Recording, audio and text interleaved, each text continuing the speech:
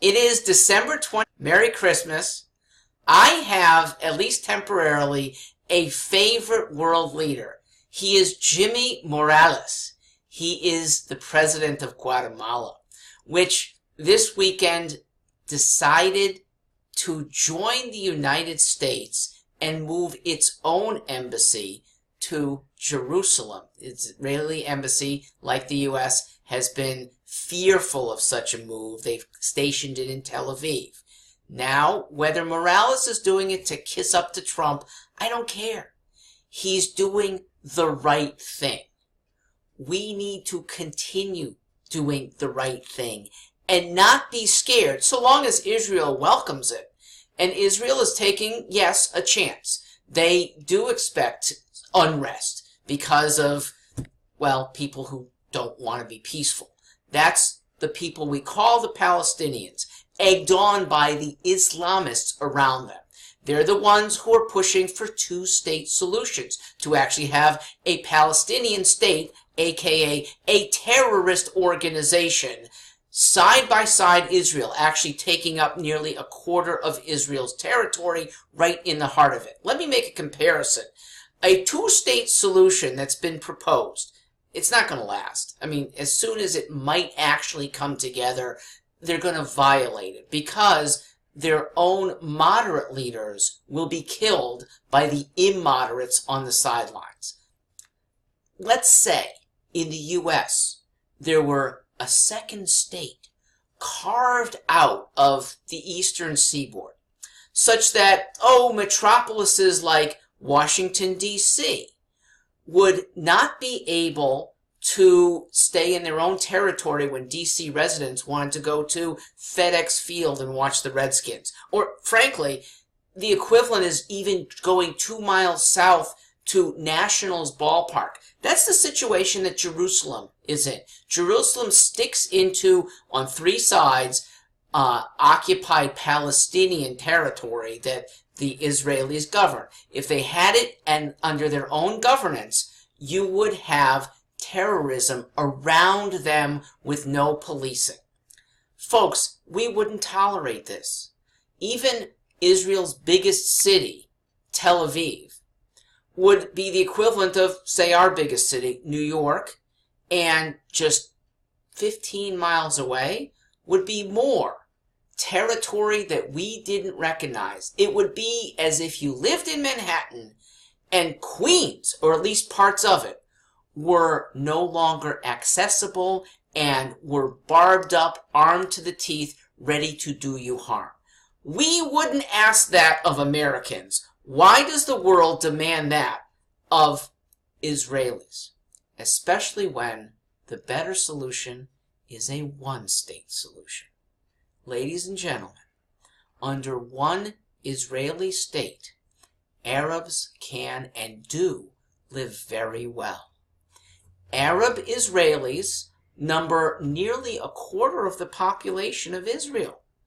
Arab Israelis have 10 to 12 seats in the Knesset all the time. That's at least 10%. Arab Israelis dominate Israel's trucking business, dominate a lot of its construction, and they're coming close in fields like, I read 40% of all med students at Technion are Arab descent. 40% of nursing students, 40% of pharmacology students. This is not a deprived people.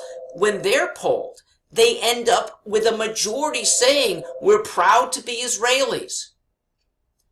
And all they had to do in 1948, when a partition was declared, was stay put, not join in fighting the new state. Many of them did join the new state. They said, look, Israel's probably better than the British. And they've thrived since then.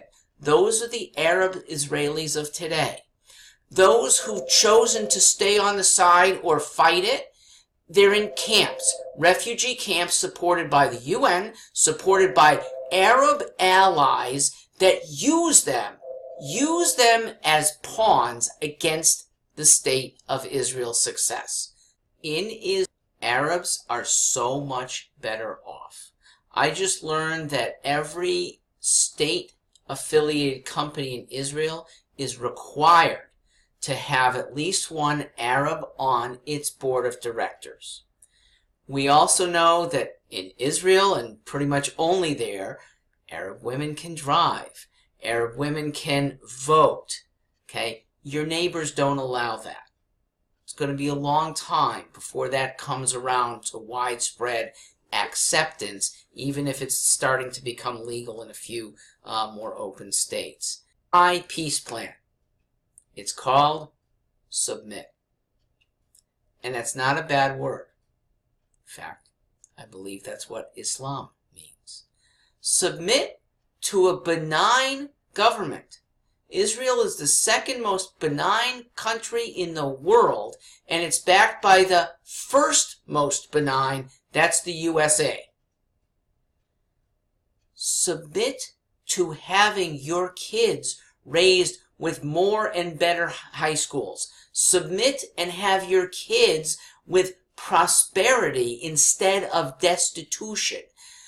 Your supposed allies in the radical Arab world, they make you dependent and they infantilize you. There is no hope when you are long-term in a refugee camp, and that's where your radical neighbors want you. Israel and Israelis don't.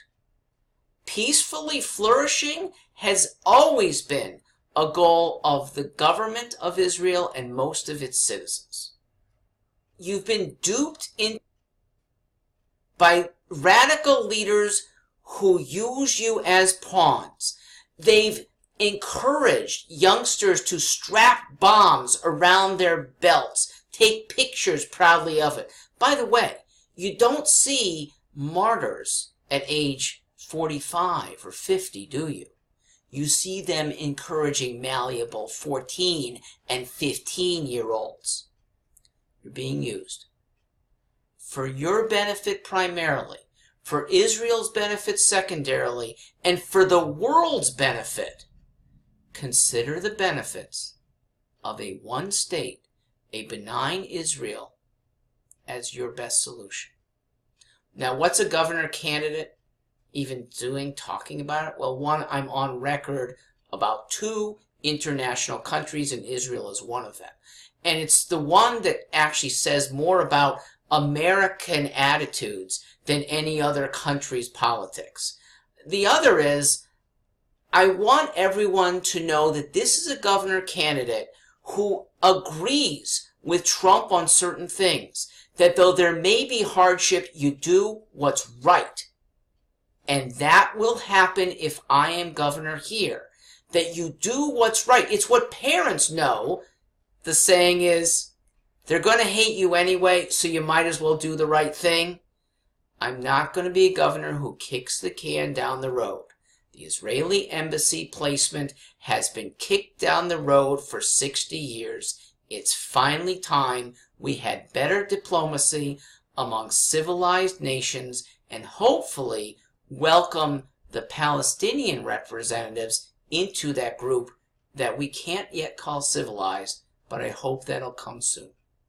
Thank you. I'm Mark Stewart Greenstein. Merry Christmas.